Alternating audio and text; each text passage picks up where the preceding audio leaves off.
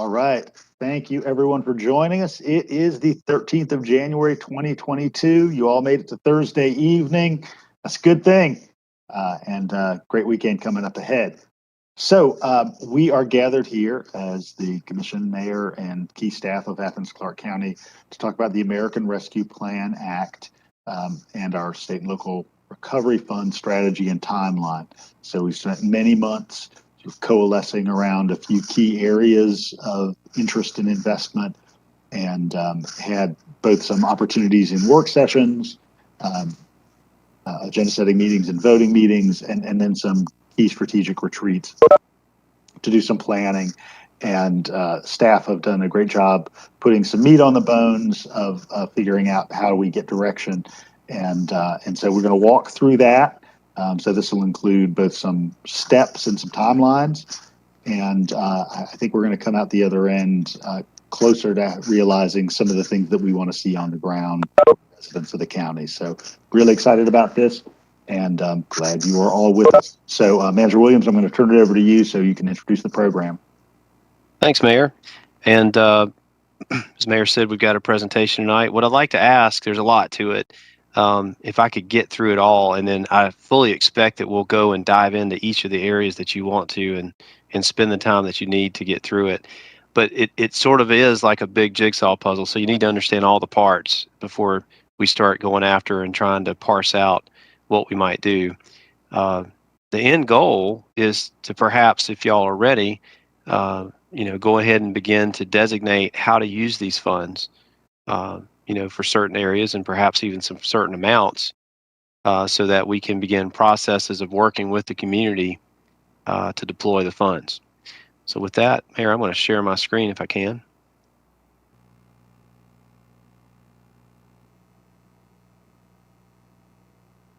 All right. So tonight, briefly explain what ARPA is, the history and allocations to date, some potential areas that you have indicated some interest in, and a potential process for how we might disperse these funds and timeline that would go with that. So this is something we all know well. I do include it for the public's benefit. There's really, if you boil it down, four general areas that are eligible funding spending categories, and within those areas there's a breakdown that you can go further. But basically, responding to the public health emergency, giving some assistance to essential workers, making up for some of the lost revenue that the government experienced over the last couple of years, and then any necessary investments in water, sewer, or broadband.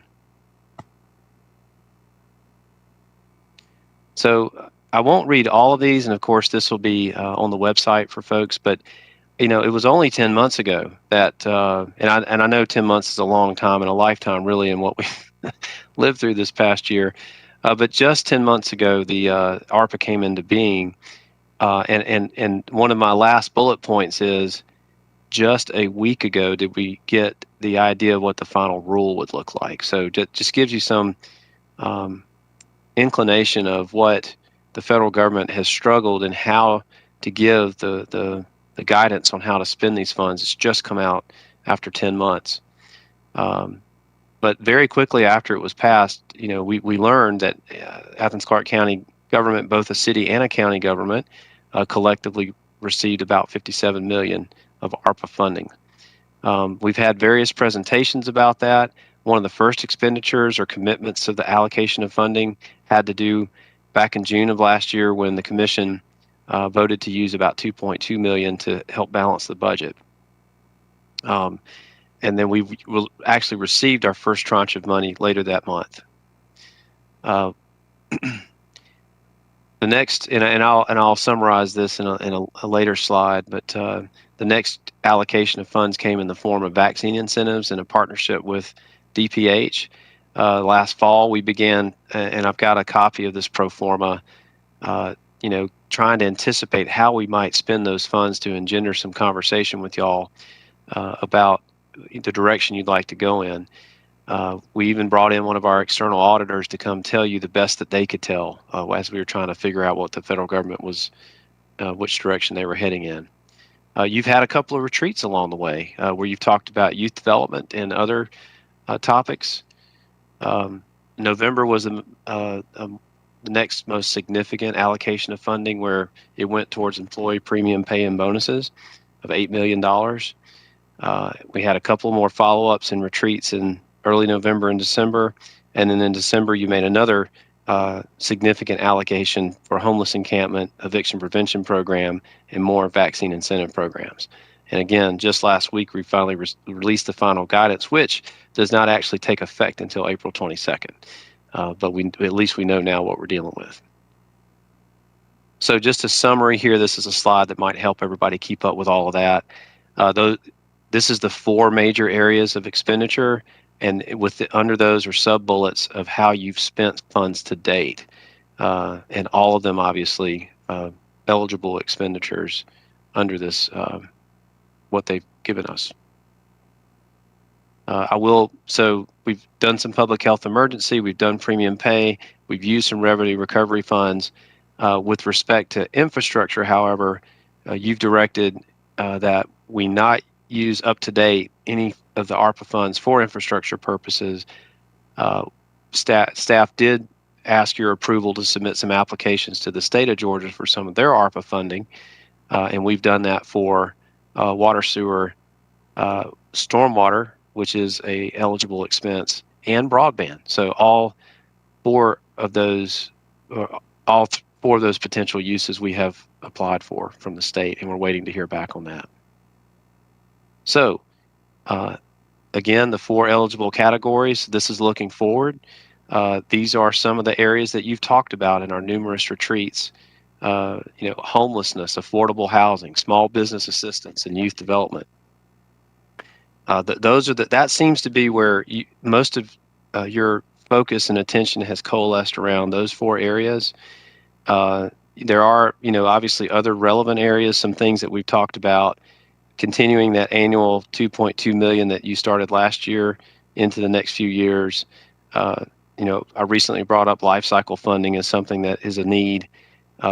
Even more recent than that, we've talked about the public defender perhaps on Tuesday night needing some staff augmentation with the case backlog, so I include that in here. And then there's other special projects that are being kicked around that theoretically are eligible for use here. And so we wanted to capture all those as you talk tonight about where you'd like to spend funds. So when I say general process, I'm referring to those 4 big areas of affordable housing, homelessness, small business assistance, and youth development. And these are all areas that, of course, the local government, has a big stake in. It's the community's benefit, but we also share that space with many other stakeholders, including nonprofits. In the case of youth development, certainly the school district is a major stakeholder. And so these are what I would term gap and systemic issues that may not be fully our responsibility at this point in time, but something that we certainly have an influence over. There are other people that work in this space that we need to collaborate with. And so when I have a general process slide here, it just really means how you might go about going through a typical process of assessing what the need is, developing priorities, and then coming back to the decision makers, you who have the resources, ARPA, to best determine how those funds are allocated. So, the general process would involve, perhaps after tonight, there's an agenda item and you identify some funding allocations. So you might say, okay, we do want to fund homelessness and we want to set aside X millions of dollars for that. Okay. Well, then you would designate a working group that would be a lead point of contact POC here for collaboration. So in the case of the homelessness, that would be the Homeless Coalition, which is made up of, while facilitated by our staff, the actual coalition is made up of homeless service and shelter providers here, people who are doing the work and seeing the day-to-day.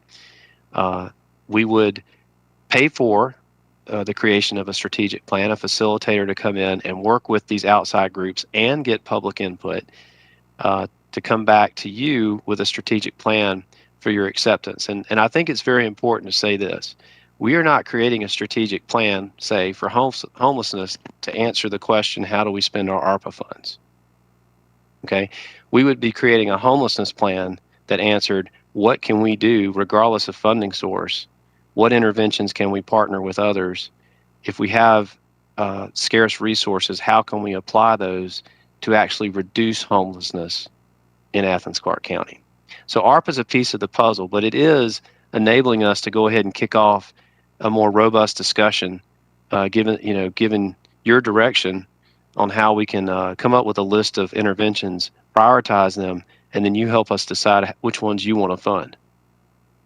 And this whole process includes a collaboration with an outside entity, coming back to you in a couple of check-ins. You would approve a contract for a facilitator, say, ultimately you would accept the plan. And then after this has been done in collaboration with our partners, with public input, and priorities have been assigned and you've accepted them and allocated funds for that purpose, then we may do a call for projects.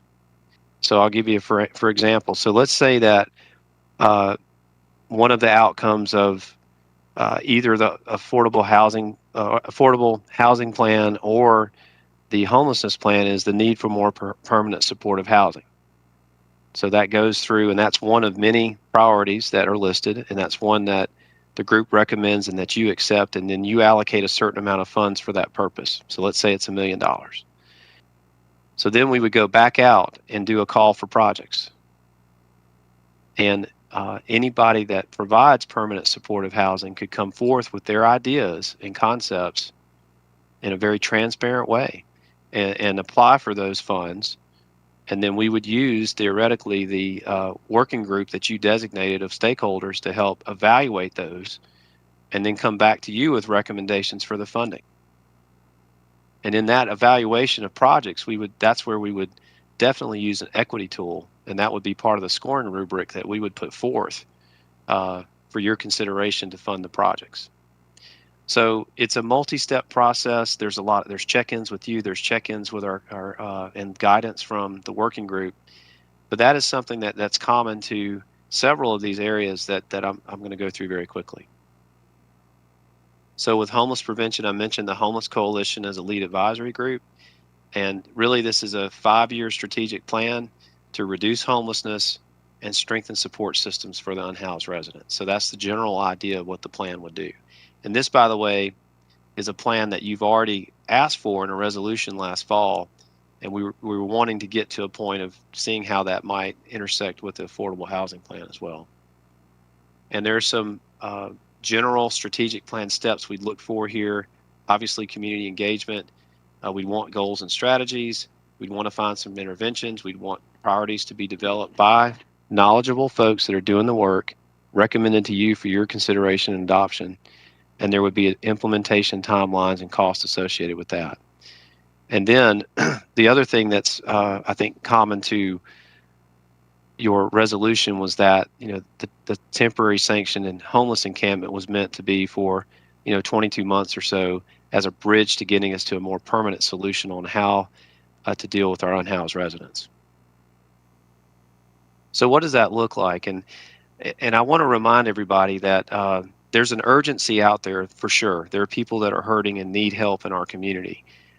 From the federal government's perspective, we still have almost 3 years to commit these funds. So it's the end of 2024.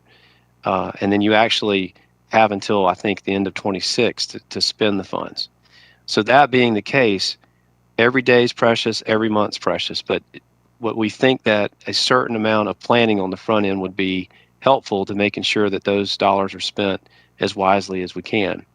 And so the mayor has indicated a desire that perhaps in the wake of this discussion that we might, as early as the February voting meeting, make some decisions around these program areas and perhaps assign some allocation amounts. If you do that, then we can begin immediately working on an RFP creation for a facilitator for working with the advisory group that you designate and the public, of course. We'll come back to you in April, hire that facilitator, This particular timeline envisions a 6-month process. Maybe we do it quicker than that. And then we're back to you for the acceptance of the vote of the plan in October. And then we could go right to the call for projects if you've, agreed or created your own priorities that you want to pursue. And we get those funding recommendations done before the end of the year. And then that still gives us 2 years to award those and get those funds spent for the purposes that you direct. So affordable housing, we would suggest that the lead advisory group on that would be the GIC committee, and GIC stands for the Georgia Institute for Community Housing. And this is a multi-stakeholder group that has helped with the semblance of a housing plan for us. They've made some good recommendations. The mayor has gone further with an inclusionary zoning group that also has some recommendations that are germane to this. And you can see some of the strategies that just off the cuff that we would think would be at least discussed, gentrification, diversifying housing types, mixed income housing, partnership strategies. So these are all things that we would hope that this strategic plan would cover. And Gal, it's very similar to what I described before. There's an assessment. Where are the gaps? What are the methods to improve it? Data needs to be a part of this so that we understand what we're doing and if we're making a difference ultimately.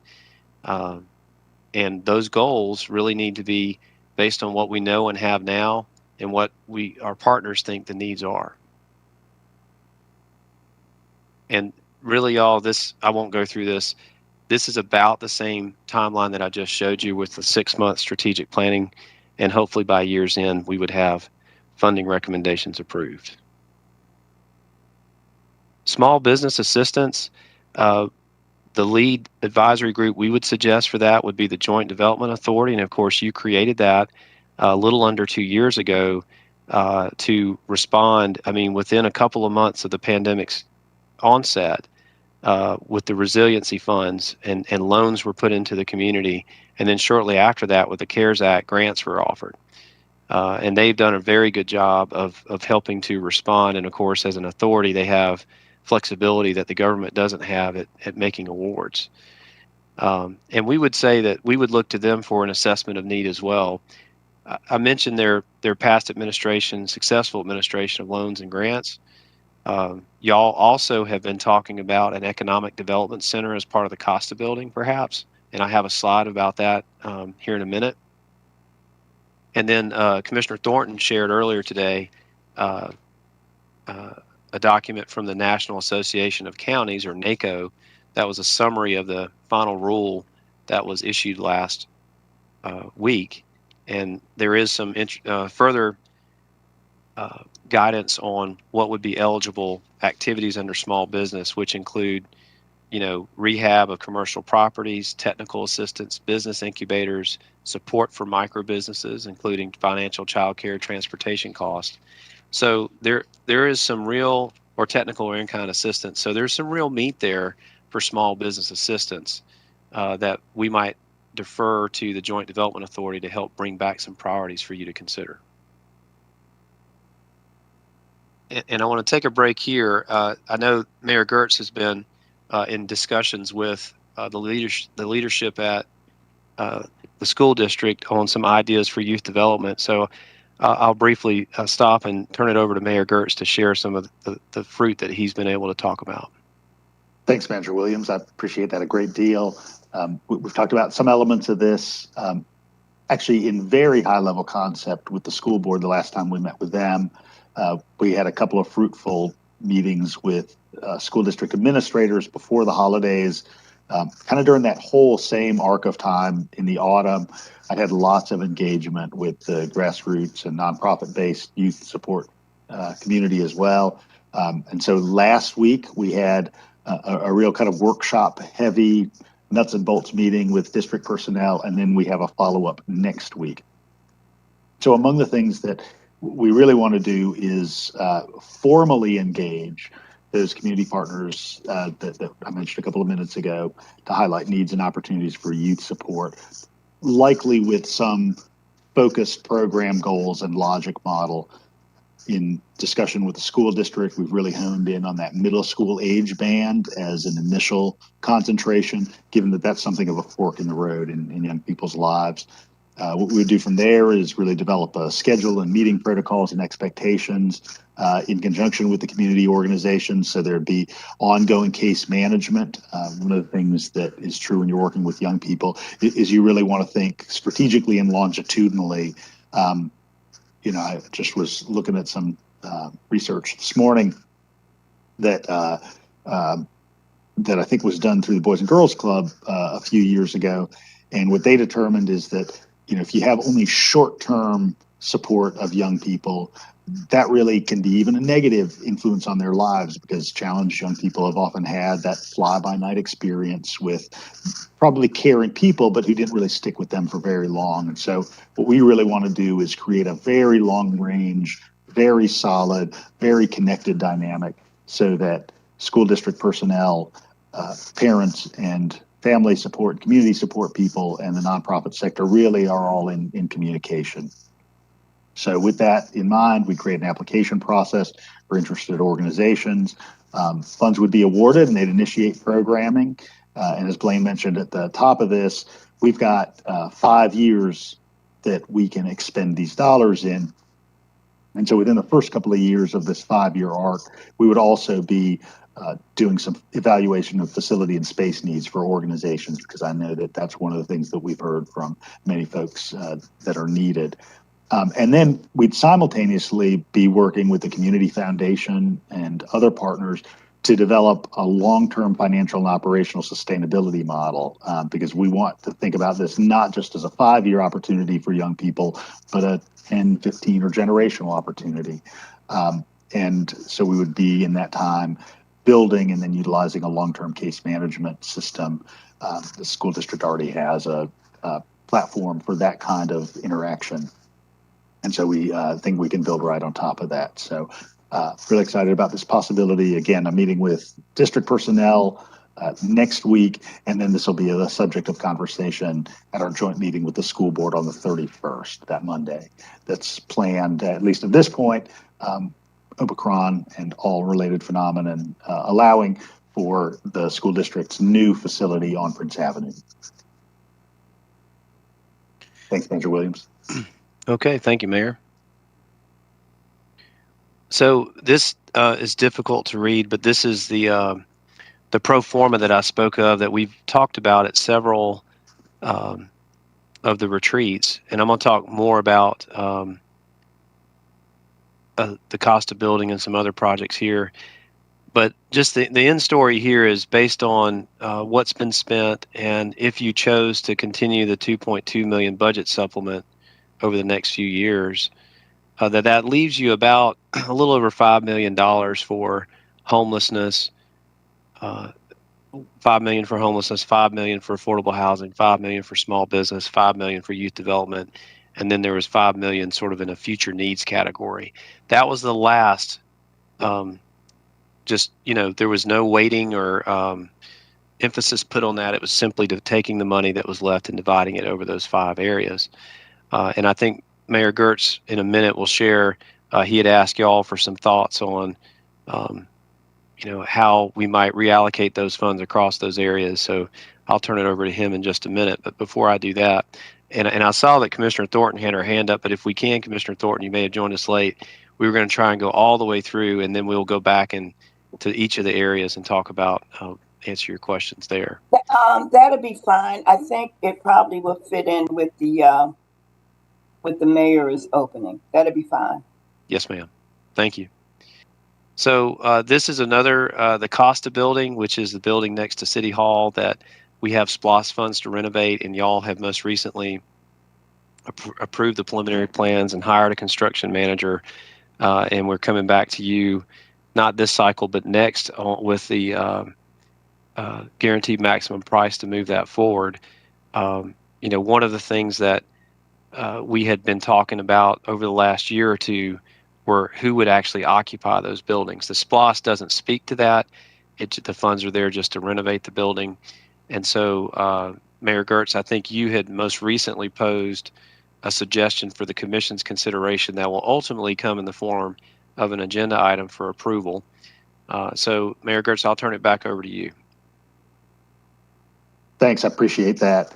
As long as we're kind of talking about this and you've shown the funding slide, what I'd suggested is rather than a kind of even funding around those amounts, we'll just hit that first, that we look at something in the ballpark of $12 million for affordable housing, $8 million for youth development, somewhere around $6 million for homeless and behavioral support. I'm sort of lumping behavioral support in, given we know the dynamics with many of our unhoused folks, and then around $4 million for small and disadvantaged business support, with a reserve fund somewhere around $5 million as well. And then kind of on the question of Costa Building, what I'd really like to do is have the commission endorse an approach with that building. Obviously, we've got formal activities to do to solidify specific occupancy, but the notion would be that we take the top 2 floors, which are about 4,000 square feet each, and focus on economic development with a concentration on minority and underserved resident needs. And then potentially some other employees in the government that really kind of overlap with those needs, such as the community business procurement individual. And then the main floor, the one just above street level, would be the initial footprint for the Athens Black History and Culture Center, as that organization that right now is under the umbrella temporarily of Historic Athens looks for larger space, with which that they have some intention to do. And then the lower level, which is a smaller footprint, would be a youth development space. So I just want you to consider both those things. So in the discussion, I definitely like some concentration both on those dollar amounts. And so again, that would be about $12 million for housing, somewhere around $8 million for youth development, around $6 million. Let me pull these back up. I had it in a memo that I sent to you. About $6 million for homeless and behavior support, and $4 million for small and disadvantaged business. So affordable housing 12, youth development 8, homeless and behavioral health 6, and small and disadvantaged business 4, with the remaining a reserve fund, just understanding that there's going to be some evolution of our needs, and we've got some period of time before we have to allocate this. So well, let me and we're almost done, y'all. I see hands being raised, and Mayor and I didn't rehearse this, so there were a couple of other things I want to mention before we got to that point. But the first is that while we're not making this decision on who goes in the building tonight, or in the agenda setting, or in the agenda item that's forthcoming, it is something we do need feedback from you on. The reason it's in here is not only is that decision's going concurrent with this, but the money that we do have for the build out of Costa does not include fitting out the interior of it with offices, or buying the furniture, or things of that nature. And certainly we haven't really even discussed, if you choose to put a Black History and Culture Center in there, what the cost of exhibits are and what that looks like. So so just know that could be up to $1 million of extra funds that would be needed if you want to accomplish something like this. Just a couple other slides. Tuesday night we talked about the fact that the ARPA funds that the judicial circuit is applying for, the state had broken apart and have public defenders separate, and they based on the allocation formula funding that they'd come up with, our public defenders getting about half a position or so, which may not be enough to help address the backlog at the pace at which the circuit wants to. And then the life cycle funding, I sent you a memo on that in tandem with the budget, which, you could do things like that under the auspices of replacement revenue. And there may be other special projects, I know Kelly Diversified Building or what have you. There's other things that you may want to do that could be eligible with these funds. So my last slide here, and then we'll go straight and turn it back over to the mayor to facilitate questions. Upcoming dates of interest, we have this joint meeting with the school district on the 31st. I think the mayor and I have a meeting with the leadership in between now and then, and I expect, Mayor, that on the agenda will be some discussions about youth development. And then if you chose to pursue the agenda item for February 1st, we would bring something back to you that wasn't very dissimilar from the T-SPLOST agenda item from last year. Talks about the principles and timeline of the program, appointing those standing advisory groups, establishing hopefully areas and amounts of funding so that those groups can get to work on a strategic planning process. So with that, Mayor, I'll turn it back over to you. Thanks, Manager Williams. I appreciate it. I know there were a handful of questions, so I want to get to everyone. If you could take the presentation down, that way I can see hands. So let me start with Ovita. I think she was first up, and then I'll get to Mariah, Melissa, and Jesse. Carol. Thank you, Mayor. I think this question is probably for County Manager Williams. As you're plotting out the plans or process, are we also looking at the census tract, which I thought was a requirement? Is that being in consideration? It's a great question, Commissioner Thornton. So the answer is yes. I would not limit. So if we have a strategic plan for affordable housing, ARPA is a way to help us fund the greater need, but we would not restrict the definition of greater need to ARPA. So we would come with a homeless strategic plan or affordable housing strategic plan or youth development, what have you, for the entire county, irrespective of how the funding is. And then when you select priorities to fund with ARPA, you know, that is when we would, I think look at. I mean, equity would be considered at all levels, but particularly when projects came forth, we would look at location and equity considerations on weighting those for recommendation. Is that going to be, I guess, would that be part of the orientation for the three, I think it was 3 or 4 groups, that even though you're looking at an overall strategic plan, and funds will come from other places, possibly. So the ARPA money, as far as the census tract, that will be something that will be put out front at the very beginning, so everybody's on the same page. Or am I hearing that? Or is it possible to use ARPA money for an area that is not in a poverty census tract, but are you trying to say if the building designates programs for people who live in a poverty census tract, is that a possibility? So, for instance, the mayor suggested $8 million for youth development or $12 million for housing. So we would not build a strategic plan around a $12 million resource. We would create a strategic plan, whatever it is, $50 million, and in there there would be priorities, and then of those priorities that you recommend, the immediate thing that we have to address them is ARPA, and so we bring ARPA back to the table and say, okay, what are the it's like any other grant, the government signaling, federal government signaling things, priorities that it has, which would be those qualified census tracts or those vulnerable populations with an equity focus.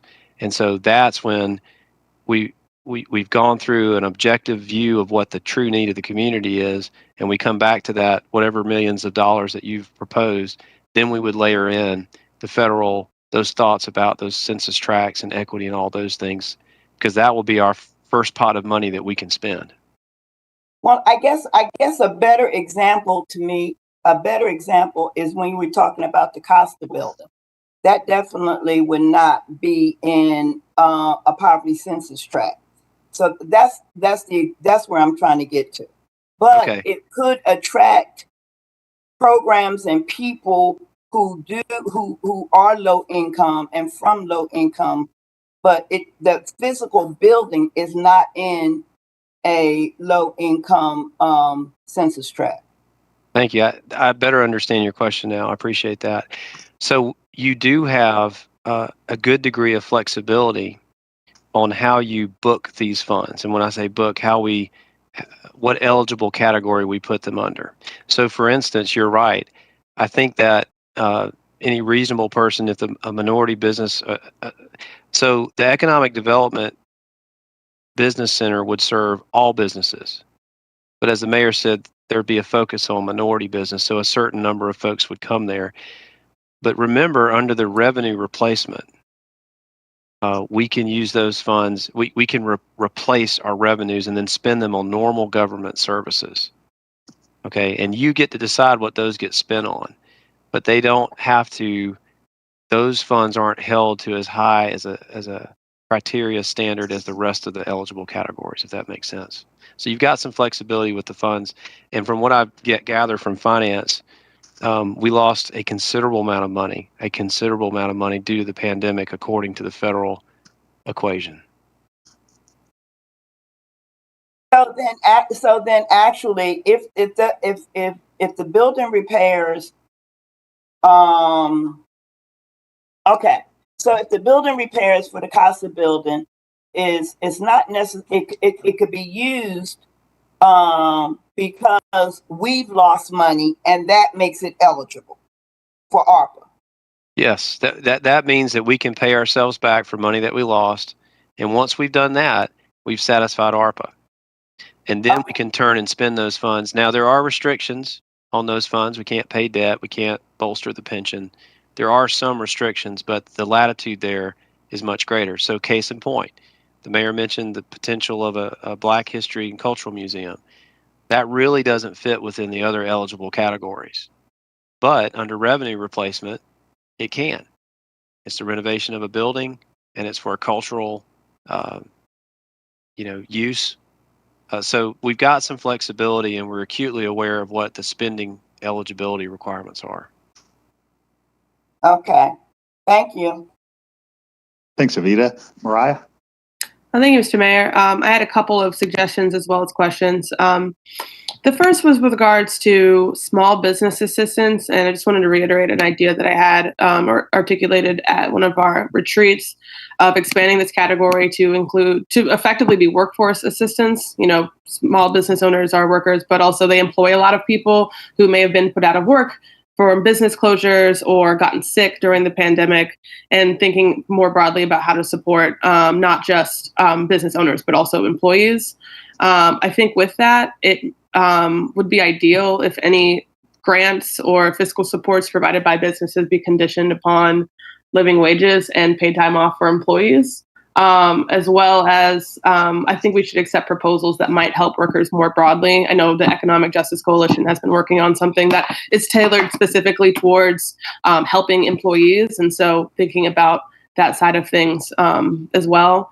I'm not sure if that broadening of scope is of interest to folks. We might also want to evaluate the degree to which the Joint Development Authority is best positioned to evaluate proposals of that broader sort. So that's kind of like a question I pose to y'all. I think they would do a great job of thinking about the business side of things. I personally am not sure if they would feel comfortable taking on a more broader scope for that.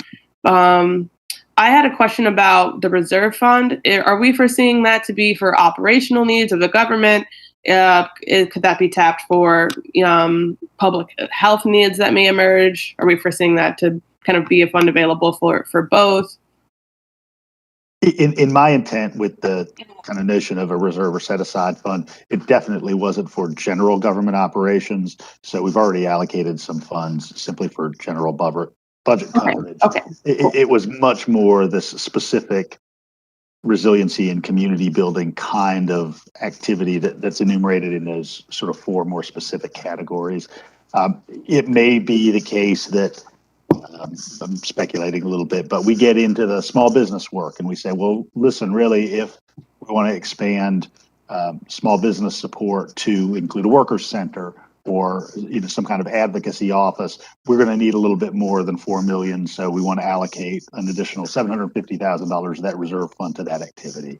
So, it was intended with some flexibility, but definitely not to support general budgetary needs. Okay, that's really helpful. Thank you. The next idea I wanted to raise, I see that homeless supports and behavioral health are currently lumped together in a single category, but I think, as we all know, there's a lot of behavioral health challenges happening in the community that are not exclusive to the unsheltered population. I'm thinking, for example, about the 243% increase in overdose deaths this year, the number of aggravated assaults.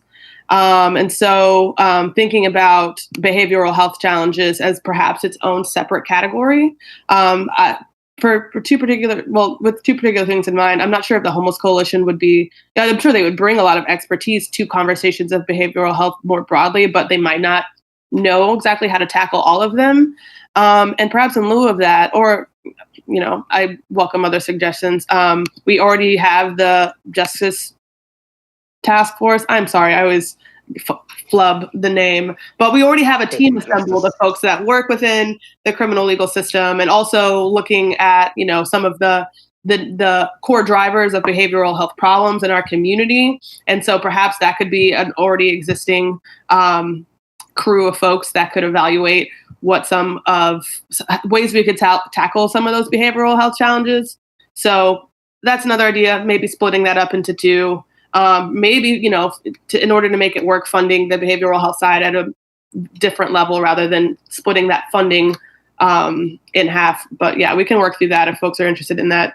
And then I think at the very end of the presentation, if I'm not mistaken, so will we be presented with an agenda item summarizing this framework and process on Tuesday at the agenda setting session? I hope so. Okay. I'd like to have a draft for y'all, and it really depends on how well y'all come to consensus tonight. Okay. Okay, that's helpful too. But that's all I got.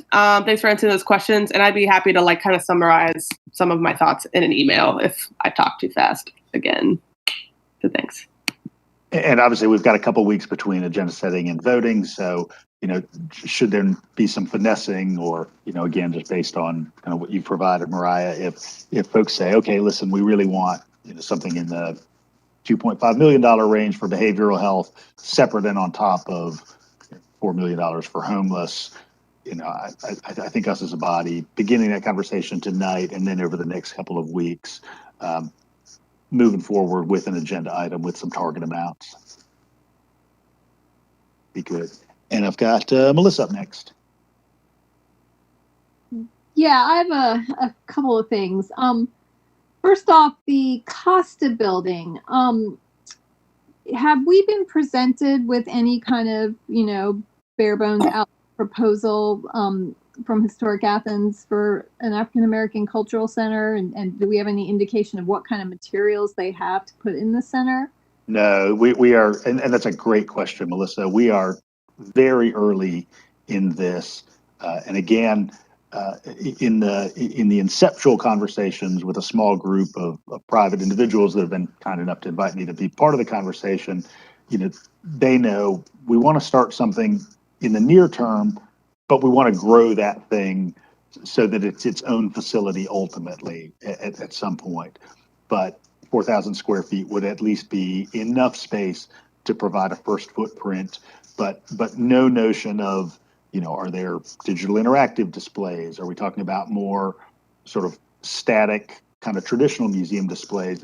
No information at all about exactly what that looks like at this point. I mean, and that's what I'm getting at. 4,000 square feet is actually a lot of space. That's 3 times the size of my house, actually. And I'm just wondering, what kind of materials they have, and knowing how museums and centers like this grow gradually over decades and decades, I'm wondering if we couldn't use, a portion of that first floor of the Costa Building, rent it at market rate, it's primo downtown property, and use some of that revenue to offset the operational costs of some of these other uses in the building, or to offset the cost of the renovations that are needed to accommodate those uses. I just, I'm not sure what kind of materials they have and how many resources they have to get something off the ground right away that's that big. So I'm just throwing that out there. And a couple other things as far as homelessness goes and immediate needs. I'm wondering if we can't in the very, very, very near term, utilize some of these funds for warming centers on particularly cold nights. Like when the temperature is going to get below freezing, we open up, say the floor of the gym in Lay Park or something like that, so some of these folks can at least have a warm place to lay down overnight. It's getting really dangerous out there. And we've had quite a few cold nights lately, more so than in recent winters. So I'd like some input on the feasibility of that. Having some kind of fund set aside and some kind of emergency program ready to go to accommodate those needs. And then the housing, you say there's 12 million that you're foreseeing for housing in the allocation. That's what I'm Would proposing. that be something available where we could potentially buy property and then partner with housing partners to convert that property to affordable housing? Is that kind of what you have in mind? That's among the prospects. We certainly would want to have some of the formal evaluation that GIC has, at its disposal to let us know, hey, here's a set of, maybe here's a menu, here's a buffet of options, and even here are some priorities. You may have seen that the Homeless Coalition recently kind of did a tiered set of priorities that they sent to us, and I would imagine that in the housing arena we would see the same thing. Okay, thank you. Yeah, thanks, Melissa. Jesse? Yeah, thank you. A couple of overarching questions, then a few specific thoughts. My first one's just about the dollar figures. So I totaled up the figures you shared with us, Mayor, and then added on the 2.4 roughly that it would be for the administrative overhead that the manager is suggesting in that spreadsheet. And that comes out to 37.4 million. But then if we look at that spreadsheet, which contemplates us continuing a lot of the things we've already begun to fund, there's only 28.3 million. And without wanting to get too much into splicing the numbers here, I guess I just want to make sure that we're talking about dollar amounts that we've actually got funding for, and that we're not assuming that we've got funding available, forgetting that we've already contemplated continuing projects we funded in last year's budget. Were those figures, when you were coming up with them, Mayor, finding a way to incorporate all of those things contemplated in the top section into different buckets? What I would figures? What I would recommend at this point is that ARPA's support of the general fund winnow over time, so that we're not committing the same volume of ARPA dollars to general fund next year as we did last year. Okay. So we'd finding room in the general fund to fund those things, not using ARPA, including like the alternative response teams and things like that. That's right. Well, said another way, unless you discontinued some of those, the first $2.2 million of new revenue this year would be to backfill the hole that if you took ARPA out. Yeah, I guess so. I want to make sure that we're all aware of that and keep remembering that as we move forward on this spreadsheet, because I think it's easy to forget how much money is going to have to go into funding these things in the years ahead, and it's going to have to come from somewhere. So I'm assuming that spreadsheet we see on Tuesday will maybe specify some of that winnowing that's envisioned to make the numbers all balance out. Is that a fair assumption, Manager Williams? Yes, based on the conversation tonight, I can recast this pro forma so it's clear about what we're talking about. Okay. So I guess with that in mind, I'm thinking of the dollar figures you shared, Mayor, more as ratios than hard numbers, just because they might adjust a bit as that spreadsheet gets updated to make sure the math shakes out. The other thing I wanted to ask overarchingly was what the status is of hiring those administrative folks, and what, if anything, we need to do to get the ball rolling on that. We have all these questions of compliance, as well as a need to seek other specific funding sources like we did for homelessness, and all of that's falling on an overstretched existing staff. So if we can bring on more staff who can be really laser focused on ARPA, I feel like that would be good for everyone to do sooner than later. Well, I really appreciate that sentiment for sure. And I did not expect y'all to reverse course. But before we went and hired folks, I mean, for instance, if you came tonight and said, you know what, we're gonna spend all of this on capital projects, then we may not need to hire those folks. But so we've got everything ready to advertise. I really wanted to see how this discussion went tonight, and perhaps your approval to know what these folks would be primarily focused on. So far, we've been able to make it work with existing staff capacity, but you've heard a little bit of where this could go. So we stand ready to go ahead and advertise those folks, which we could pick up the early stages of the strategic planning process until we had those folks on board. And we could get them on board in the midst of the strategic planning process so they actually heard the rich context that would come from the interaction with the public and the stakeholders. So everything's set to go, pending the direction you give us. Okay. So could the vote that we take on moving this forward as a general concept be in conjunction with, or maybe a separate but subsequent agenda item to approving those positions so we can get that going? You've already approved the positions and the funding, Okay. so that's all teed up. and ready No to additional go. votes needed there. Okay. We approved 2. We initially envisioned 4, but we didn't jump on 4 because we weren't quite sure how this would evolve. So you've approved 2 to date. So if we move forward with what you're anticipating, we will. If we don't reverse course, say we need to do those other 2, would it make sense for us to be voting on that at the same time? I guess, does that? Yes. Sense? Okay. I think so. I should add here too, and Judd's on the call. We also talked about the need for additional contracts capacity, and the attorneys would be looking for $50,000 for outside counsel to continue advising us to make sure that we are.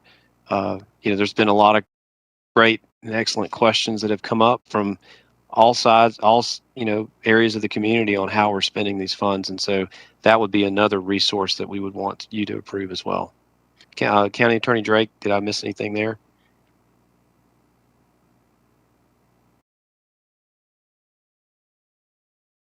We can come back to him later. All right. Cool. Thank you for that. Well, I guess I'll just try to run through some specific thoughts quickly, and I can, reiterate them if need be, or write them if need be. I like Commissioner Parker's suggestion of a behavioral health bucket. So I think what I'd like to suggest is just taking $1 million from each of the other 4 specific buckets to put a $4 million figure on that bucket, as and that, I mean, obviously this can all be tweaked over time as these different groups we're partnering with come back, but that seems like a really important one that intersects with everything else we're talking about. So that's my suggestion there. I'd love to hear others' thoughts, but if we can bang that out, I think that'd be great. Just to share as a point of reference, the alternative response teams, without being expanded at all or having anything complementing them, are 2.1 million over the course of this alone. And so we're looking for a way to fund those and probably other things. We're going to need some real dollars there. On the homelessness bucket, I feel like we're largely singing in harmony here, but I just want to keep reiterating that I really see us addressing homelessness as a housing issue. And so I would just like to see the definition of that bucket include something explicitly tied to housing, like expanding housing options or something, so that we're not kind of caught in this dichotomy of homelessness being defined as just service provisions, and then affordable housing ends up being tied to projects that help people with higher incomes than your average unhoused person has. So that's one thought there. On the small business assistance, I'd like to loft out there again, and if people are interested, maybe we can build this into just the general idea of what's considered without being super attached to it. But similar to what I said in the retreat, I think childcare is a great business for us to focus on. There's a huge need in our community for childcare.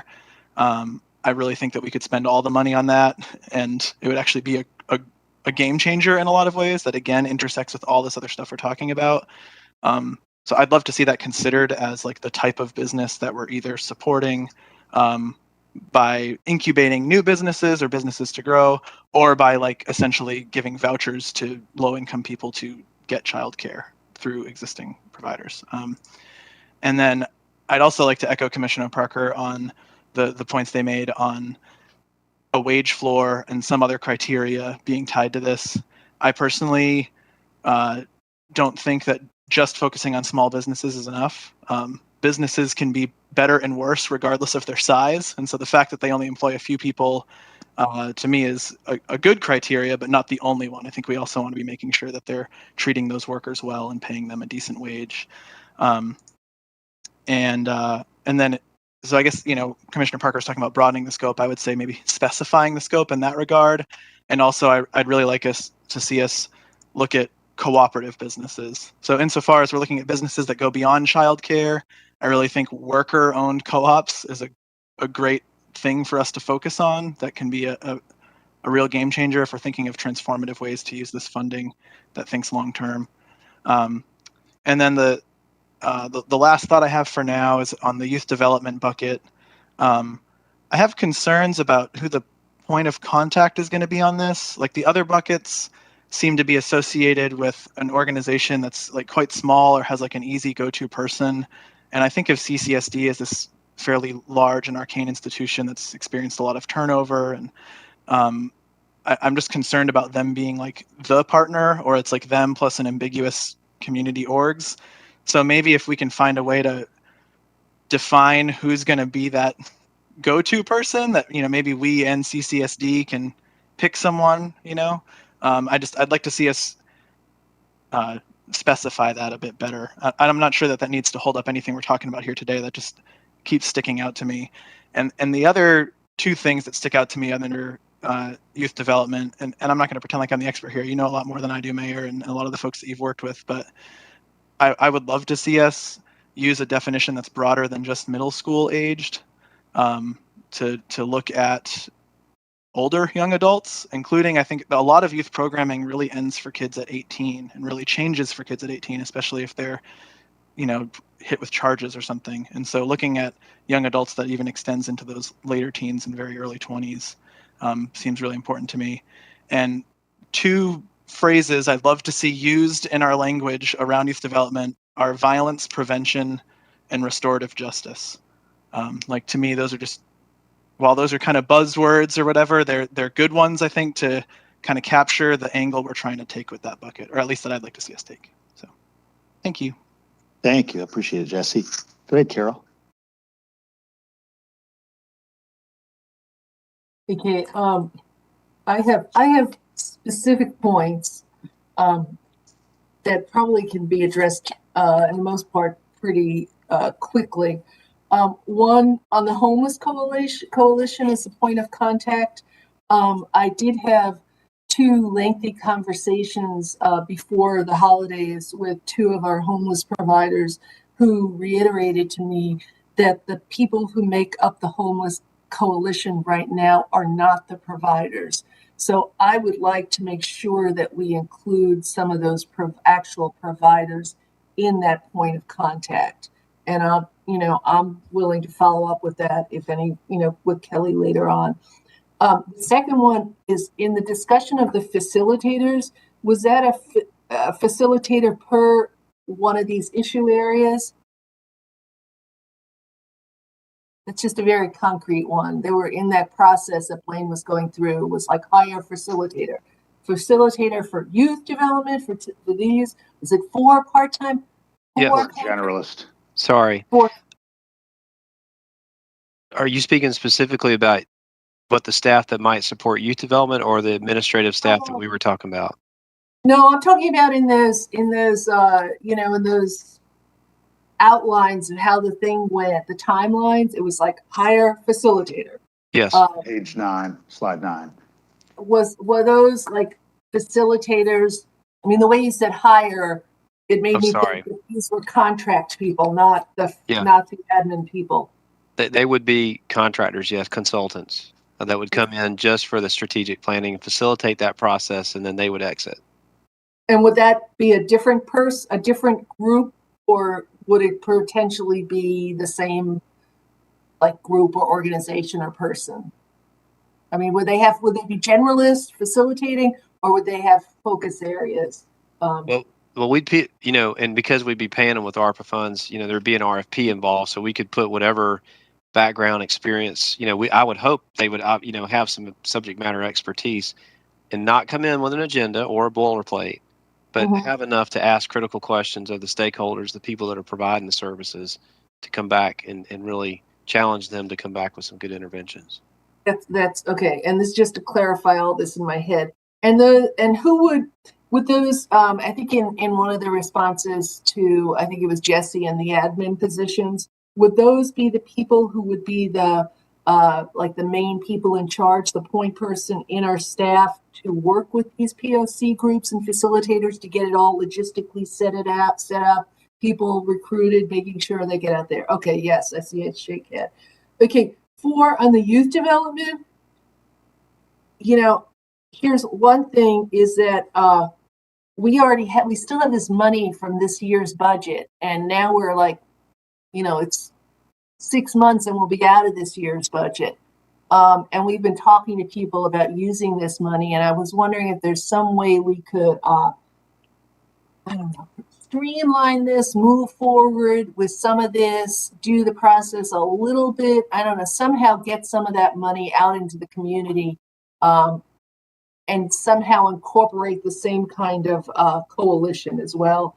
And like Jesse, I would say that, or it might have been someone else, that the way there are other groups are involved in this besides the school district seem a little fuzzy to me right now. And so that one is a little bit of issue for me. I just want to make sure that all those people out in the community who are doing this great work are really involved and their voices are heard. Well, if I might, Commissioner Myers, just while we're there, so those are general fund dollars, and we are limited on how those can be given to others.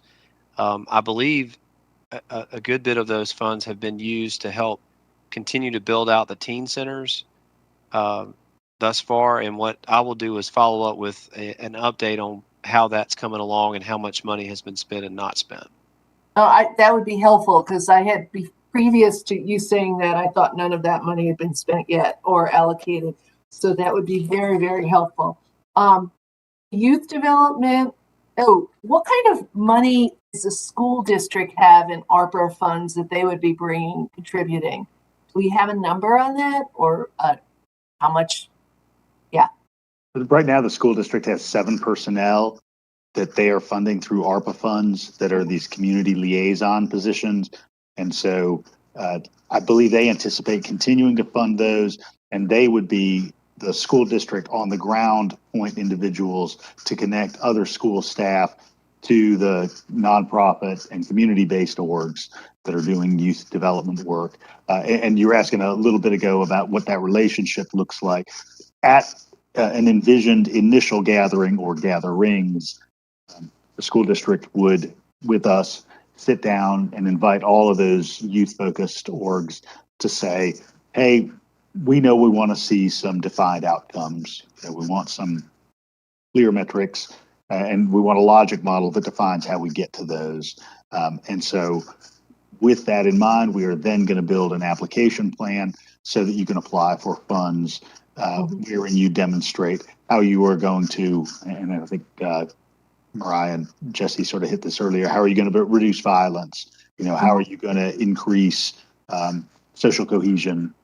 That's a little bit of a loose term, but how are you going to get some of these outcomes created?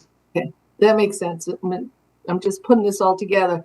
My next point 7 already, is an idea that actually combines some of these various subject areas. I was talking with District Attorney Gonzalez earlier this week, and she was talking to me about a youth, I got to use the right word, restorative justice program that she's working on developing, and one that Jesse and I saw a sort of sample of, part of the front porch in Savannah. But, she was just, when I'm thinking about that youth area and the Costa Building, the connection to the African American Museum, it might be a wonderful sort of pulling together of all of these, a lot of the emphasis we're putting here, and someone who's already like in the works of putting that together. So that's just an idea I want to throw out there. My point 8 is, so am I reading this spreadsheet right in that, like, we do not plan on spending any more money on public health, vaccine, testing with COVID. There's no more money in there. Is that correct? Am I reading that correctly? That's reflecting what we've discussed thus far, that all of the remaining funds go towards these other areas. But that's exactly why we used the pro forma like that, to show that if you do dedicate these funds for others. Now, this contingency fund, this reserve fund the mayor talked about, you could use that for any of the eligible expenses in the future. Yeah, it is. I had someone text me yesterday asking me if we were going to be doing what DeKalb, Cobb, and Clayton County are doing, where they're giving out free testing kits in certain areas. And I know this, the Omicron is really, devastating, the schools, parents, everything, kids. So I do want to bring that up. I am concerned. I mean, I think when this started last year, we were hoping the COVID would go away, but it seems to be on a long journey here. So I am concerned about that, and I think that's something that needs to be discussed. And then the last point I want to make, because I'm like thinking about the T-SPLOS at the same time, is we are putting no money here into infrastructure. And I'm like harping back to that, like the basics of local government and that pavement money plan, the pavement maintenance. And am I correct in, did I lose you guys? You still hear me? Still here. I'm here. You just muted yourself after you asked us that. No, I didn't. It actually, can you hear me? Yep. I hear you now. Yeah, maybe it's just my connection here. I haven't touched the mute button.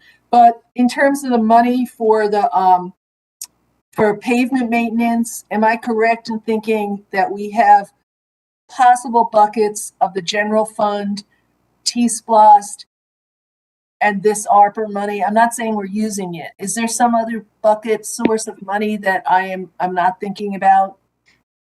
So paving has traditionally been funded by a combination of general fund capital support, which is on the order of $600,000 or $700,000 a year. Right. An LMIG grant from GDOT, which is usually about $1 million a year. What's the name of that grant, Blaine? LMIG is the Local Maintenance Improvement Grant. Okay. And it used to be called LARP a long time ago, but GDOT's always given us some funds, localities, to help with things like that. And then, whether it was SPLOST 2011 or T-SPLOST 2018, that's always made up the bulk of the paving resources. Okay. So yeah.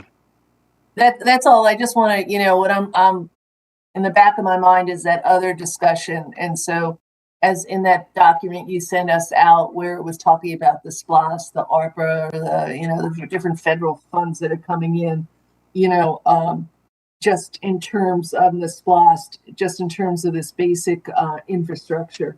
I just wanted to clarify for that and for my colleagues so that we can have some kind of plan for taking care of those roads that we cycle and use buses on and drive on.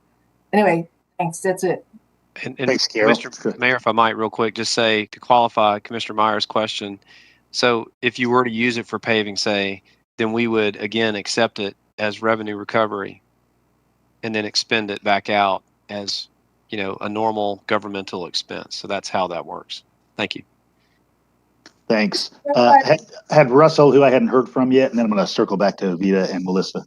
Thank you. I as well am interested in seeing some of these ARPA funds go towards infrastructure. We have just gone through this, we're going through it now, this T-SPLOST project where, our citizens have weighed various projects throughout the county.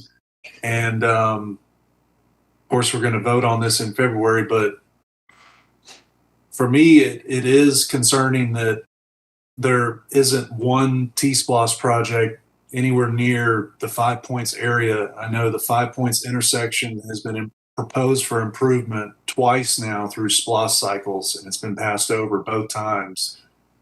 So I see where this ARPA funding can go towards stormwater. So I'd like to see if we can move around the margins some and use some ARPA for the stormwater that is recommended in the T-SPLOST and try to break off a piece for the 5 Points intersection improvement. Is really a priority for me at this stage, with Barrow Elementary being one of the most walked to schools in the county. Just drive through the intersection, you see how dangerous it is. There's children walking to and from school every day there. So I think we need a touch more geographic diversity in some of the projects being funded. I know some areas of the county are getting a tremendous amount of funding, 16, 70, $18 million. This 5 Points intersection plan, we're looking at maybe 2-3 million tops. So I'd be very interested in please requesting my colleagues some deference there towards my constituency here to try to fix this intersection and make it safer for all these kids walking to school. Thanks, Mr. Mayor. Thanks. And Tim had a hand up before I circle back to those we've heard from already. Okay. So I just want to get a few clarifying points also on exactly what we're being asked to do tonight in preparation for this agenda item to come forward. So this is the way I'm understanding this. I would just love the clarification, Manager Williams, if this is correct. So the first thing we're looking for is consensus on agreeing to this structure that you have mapped out. Basically, my understanding, right? Yes, because the agenda item would ensconce that process so that everybody understood and you had approved what we were doing. Okay. And then the other three things that are kind of all under that, my understanding is, I guess, wanting us to agree to who the lead advisory groups are, and then also trying to inform the RFP for the facilitators. And I guess the third thing I'm thinking about here is then creating the scope to inform the strategic plan creation. Does that sound about right, or? Partially. So yes, on the overall program principles and process, and designating some standing groups for that. And then we would go to the standing groups and look to them for helping to inform the scope of the RFP before it went out. But that would not preempt y'all from, Commissioner Parker brought up some points that she would like considered, for you to telegraph to these groups, areas of emphasis that you would want addressed in the RFP. Or the strategic planning process. Okay, but and then so what about I think I'm understanding here. Then the RFP for the facilitators, RFP creation, the first thing on that list there, that would be happening pretty much immediately? Yes, we would go ahead and convene the group and come to them with a draft scope that they could massage, and then we'd package that up, let y'all know what we were up to, and then go ahead and put it out for procurement. Okay. So really the only thing we need to do here tonight is agree to this structure. And then I guess also we can be throwing out specific ideas, but at this time, that's not necessarily what we need to be doing here, because that's going to go through a whole advisory process. Correct? I do appreciate your questions. So we wanted to hear some of your thoughts tonight.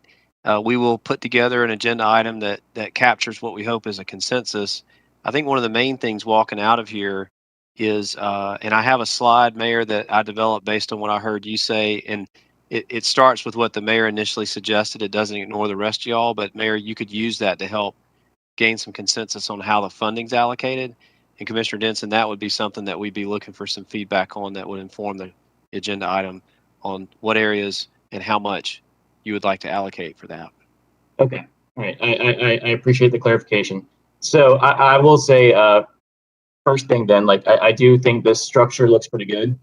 One of my concerns has been that we haven't really had structure. We've had a lot of these discussions, but not a lot of structure to actually get us moving forward. So I appreciate the structure and the timeline here that is very transparent and easy to understand. So I agree with that part moving forward. The funding, in general, I think I do agree with these amounts. I do have some concern, kind of like what Commissioner Hull brought up, that it's $30 million here in these numbers, which gets us really close to the total. It doesn't leave a lot of wiggle room left that maybe was there in other things. And as we're seeing here already, like other costs are popping up, such as the attorney's office needing $50,000, which makes sense.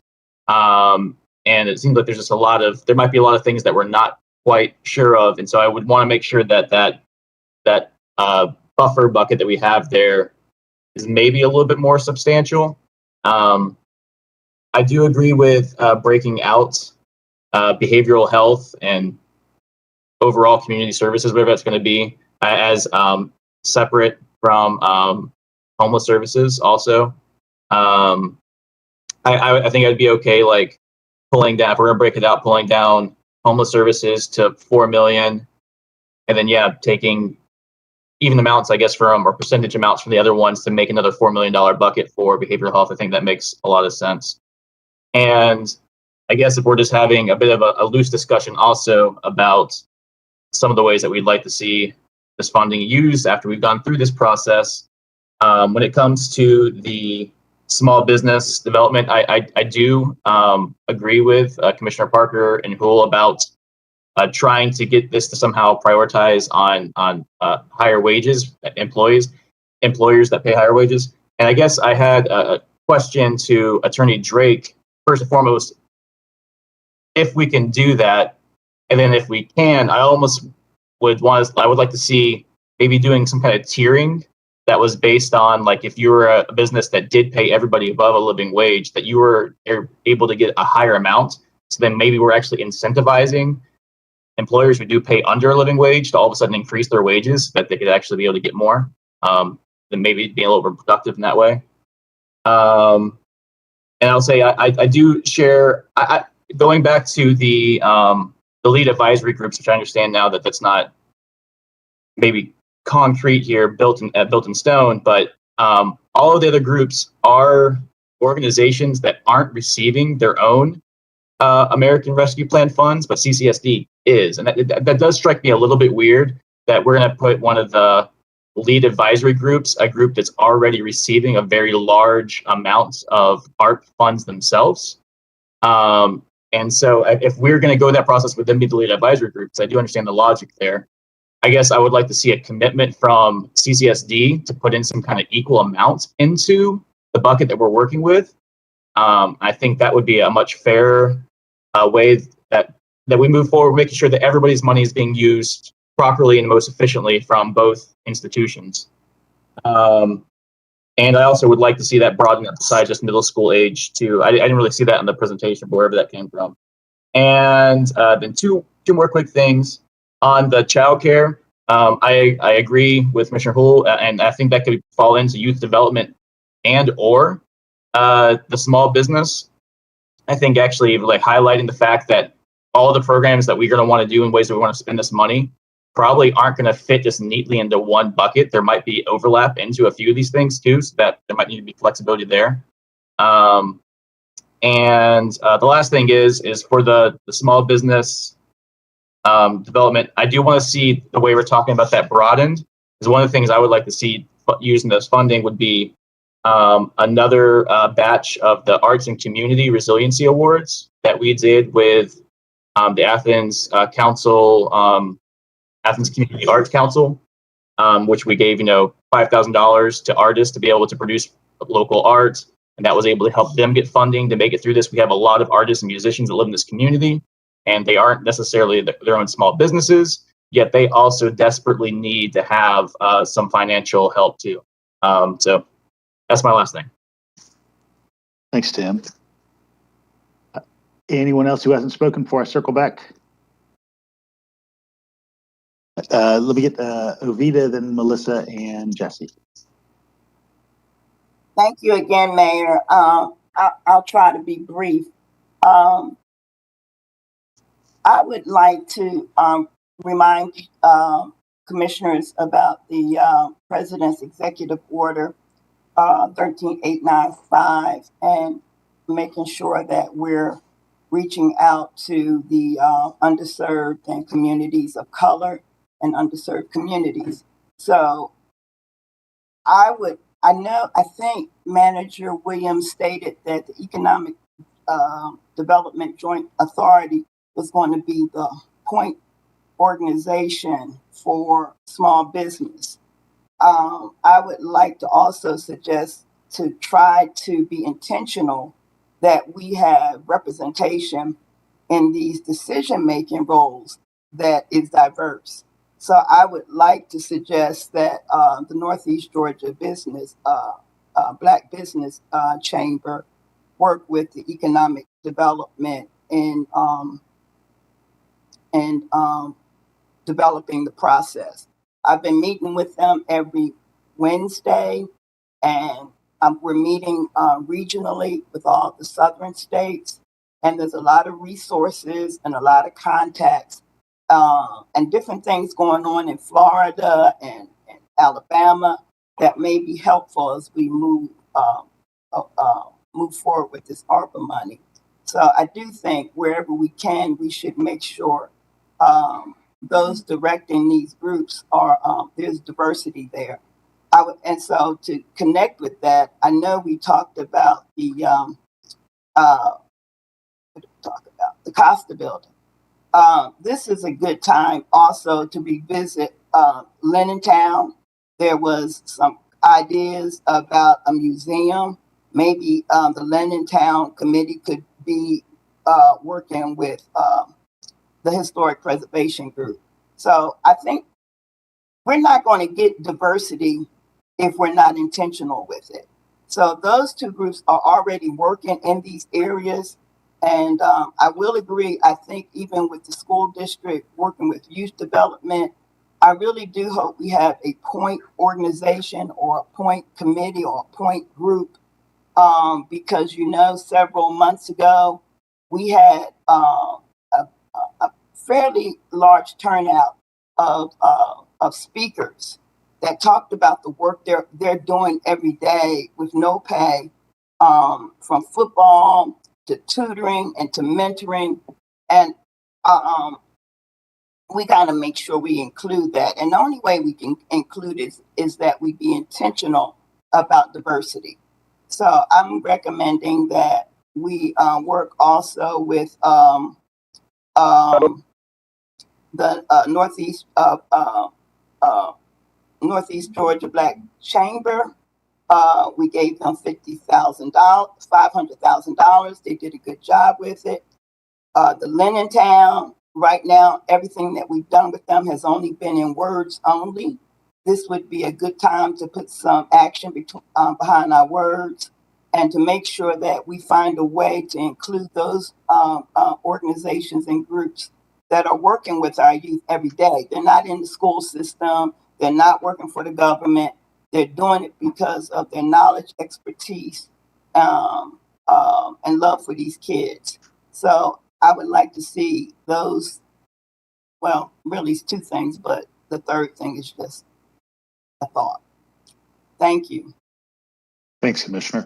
And just note that there's some overlap between the folks who are starting the Black History and Cultural Center and the Town team. So definitely some crossover energy, and definitely to your point about the youth groups, the vision is to provide some operating support for 5 years for those folks who, as you note, have been out there sweating and loving on the streets and fields and tutoring centers and elsewhere. Let's see. I've got. I said the Northeast Georgia Black Chamber, and I talked about Town, and I was talking about the youth group. But isn't there another coordinated youth group already organized? I just thought about that. Maybe with Rick Dunn. Maybe there are a couple of them out there. Yeah. So the one that Rick is included group in is YOUTH, and there's a cluster there, and I think there's another sort of assembled cluster too. But we want to bring everybody in a common space. Well, I'm going to send my information, my suggestions by email also. I think that the Business League has proven, and Town definitely needs to be a part of these conversations. Thank you. Thanks, Avita. Good, Melissa. Yeah, I just wanted to return to the infrastructure question. we are getting funds from the federal reconciliation bill for infrastructure needs. So I'm kind of leery of committing these ARPA funds to any of that, because we have way more flexibility with the ARPA funds when it comes to the needs of people, of services, which, you know, we can't use SPLOST and T-SPLOST for those kinds of things. We're very limited when it comes to providing these human infrastructure needs. So I'd like to get some feedback from staff on the funding we are getting from that federal infrastructure bill, and how it can meet some of the shortfalls we might see in our T-SPLOST proposal, rather than turning to this money for those infrastructure needs.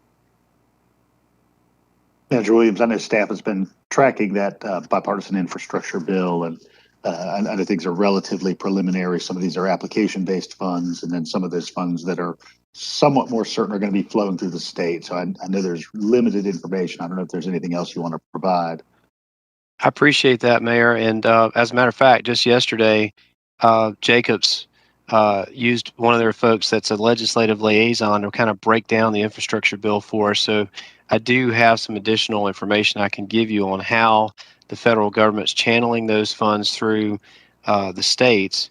Commissioner Myers had sent out something from the National League of Cities that was very helpful in parsing that out. I will say, Commissioner Link, with respect to the 24 million, I asked that specific question yesterday. I went back and read, Senator Ossoff's press release, and it would appear that 24 million would be dedicated to public transit. So that specific allocation of 24 million may not apply to all, does not appear to apply to any of the other infrastructure categories. So is 24 million all we're getting, or? No. So what I saw yesterday, and I'll give you a list of those specific, there's all sorts of existing programs that these infrastructure funds will be bolstering. And so some of them are formula funding, some of them will be competitive grants. So the potential of getting additional funds is there. But as I mentioned in the budget memo, it is speculative. The 24 million would be something that would go to public transit. As I said in the budget memo, some of the pressures on the FY23 budget would be, supplanting the CARES Act funding that we use to be able to transition us to fare-free funding. And so without knowing exactly what the federal government was going to give us, then, if you wanted to continue that could be as much as 3 to 5 million. But what I came to understand yesterday is this money that we're looking at is really over the next 5 years.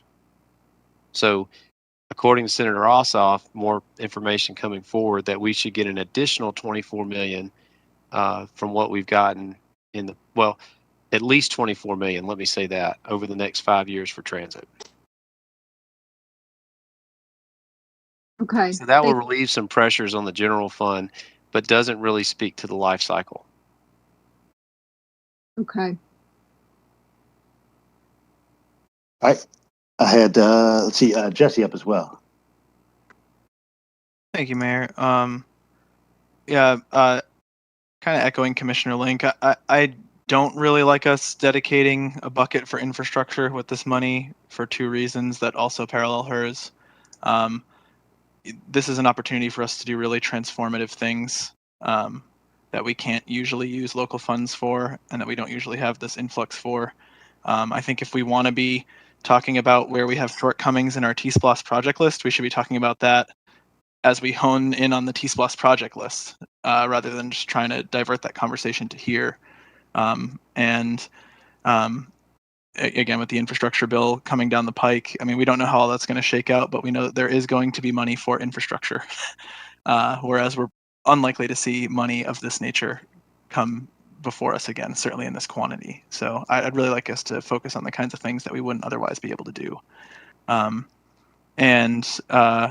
guess I just wanted to check in. I hear staff saying they want a consensus from here. There's a few things that we don't seem fully consensed on. I guess I'm wondering if we need to hone in on some kind of process to get us there so we can all get out of here before we're just going around in circles for too long? A couple of things that come to mind. I appreciate you kind of focusing on that.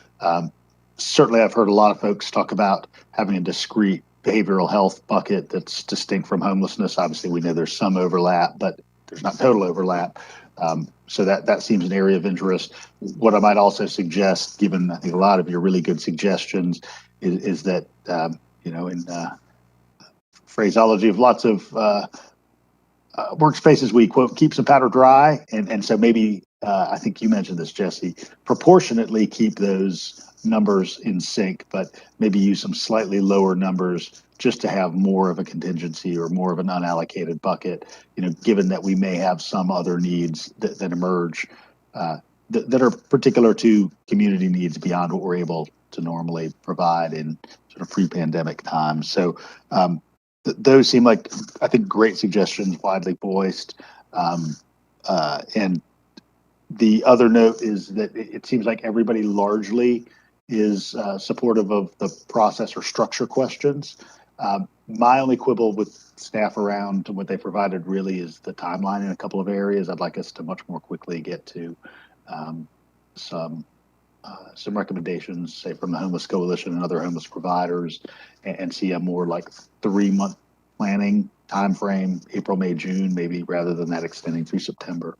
So that was my one recommendation specific to what was provided here.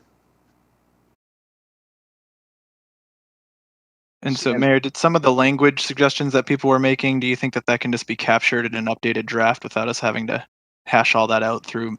I think that's the case. I mean, I would anticipate that what we would want to do is bullet points that say program activities within the area of workforce needs include small business, worker education, focus on high wage employers for receipt of benefits and the like.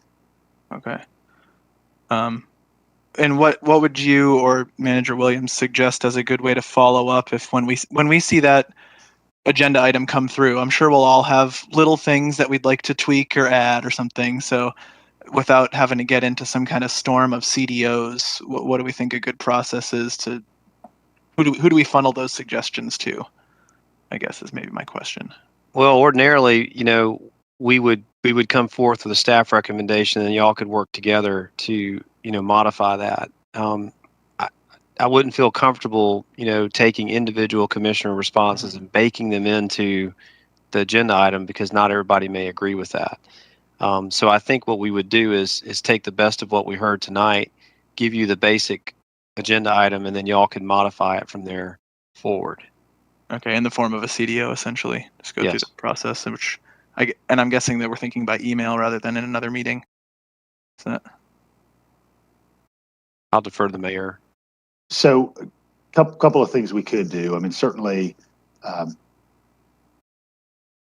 here we are. It's the 13th of January. We're talking about a February 1st vote to confirm a process and some initial designations of dollar amounts, as well as descriptions of these buckets or these program areas.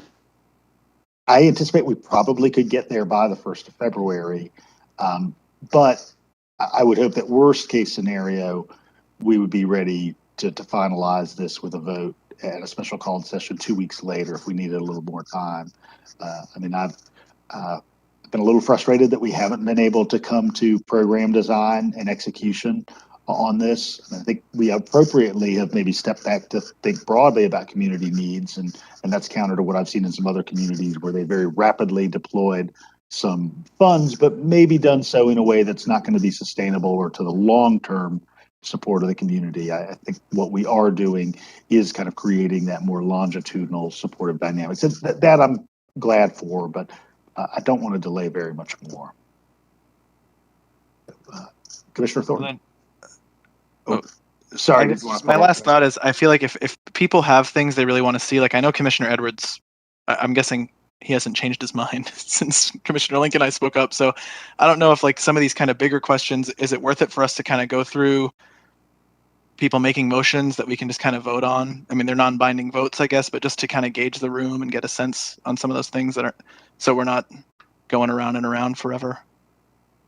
So maybe via email, if we just start a thread, and I think I saw an email pop up from Commissioner Parker, maybe we go ahead and just follow up on that thread, and that allows us to get some sense of consensus. That'd be helpful. So go ahead, Commissioner Thorne.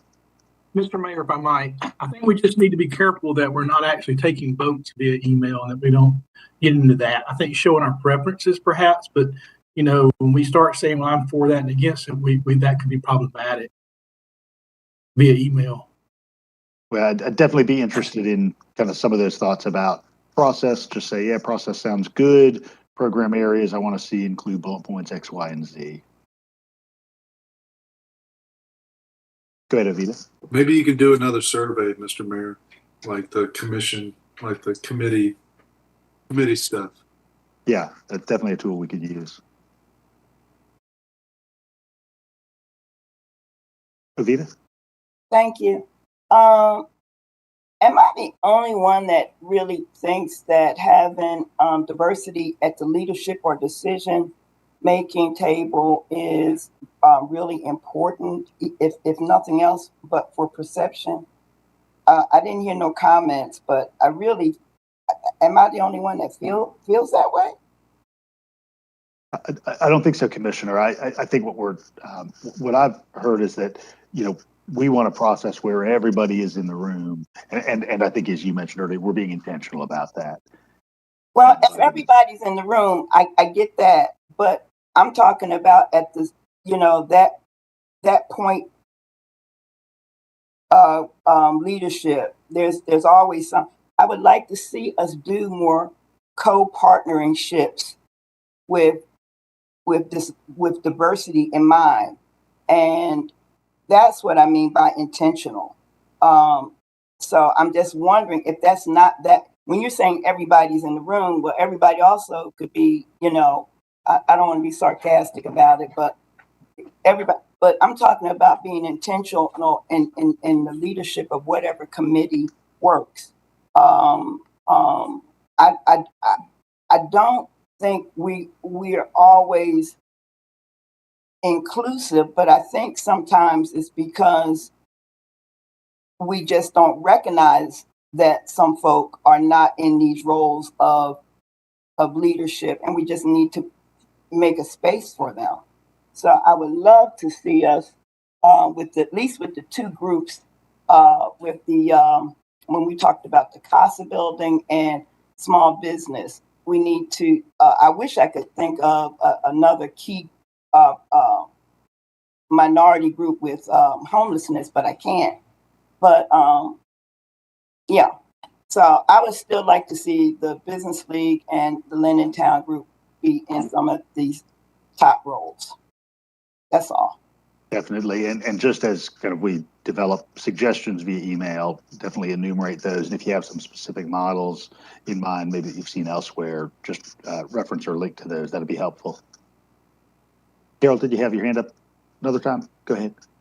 Yeah, following up on Avita, I would say that I agree with her. I think I think a lot of us expressed uncertainty about on the small business just being led by the present Winterville Athens authority that was put together to give those grants in the original CARES Act or what that money was. And the minority business group that she's talking about might be the perfect fit to get in there. So I did want to say that. And I think that my understanding is that Hattie Whitehead and the Linden Town Project are really instrumentally involved in the African American discussions. I thought they were the point people. So, maybe we could have a clarification on that through email as well. And the other thing I just want to ask, because I'm thinking this with these numbers, I'm so used to the SPLOST here. We're setting up these numbers. What was the time we have to decide how the money is being used by when? What was it? And then you have to spend it by 2026? Funds have to be allocated by the end of 24 and spent by the end of 26. Yeah. So, is this something where let's say we put this down with it. We have this process, which I think is a good one, just to make sure, but we do need to make sure we got the right people and are intentional in the kind of diversity and minority representation in these different groups that are the leadership for these different areas. But the process is fine. But let's just make believe like a year from now, we realize we have this great opportunity with behavioral health. And will this body have the ability to, a year from now, after we see these, say, hey, we wanted to shift a million this way and $1 million that way? Are we like setting this up in a way legally, or like with SPLOST, where once we vote on this, and that's a referendum with the public, but once the public votes on that, we can't just say, oh no, we don't want that much money in that, for that project anymore.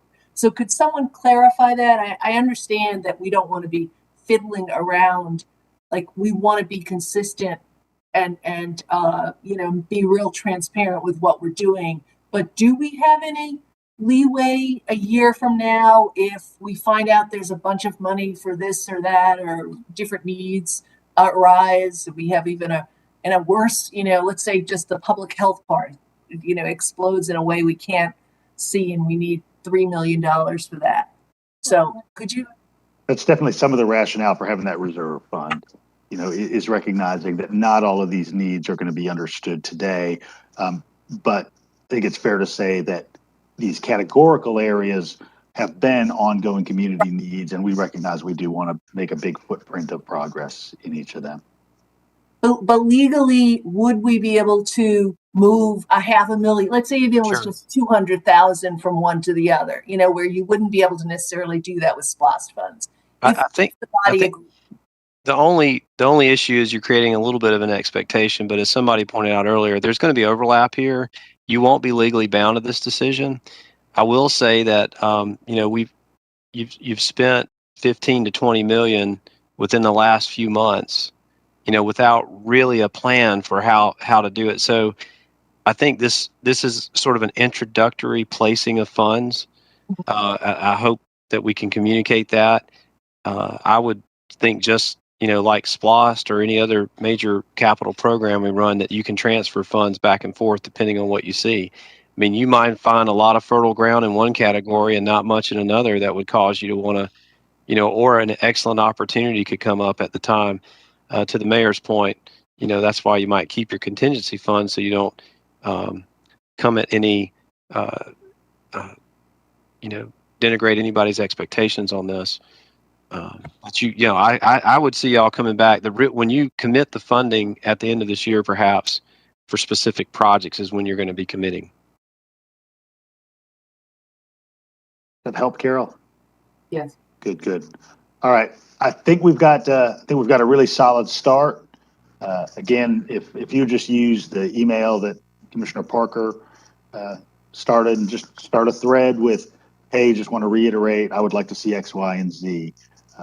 And I think that'll help us format this agenda report and get us to some direction. It's been really helpful, everybody. I appreciate everybody's input a great deal. Here we are. It's Thursday evening, Martin Luther King Jr. weekend, and a parade on Saturday. Hope everybody has a good time at all the events associated with all those things. Be well.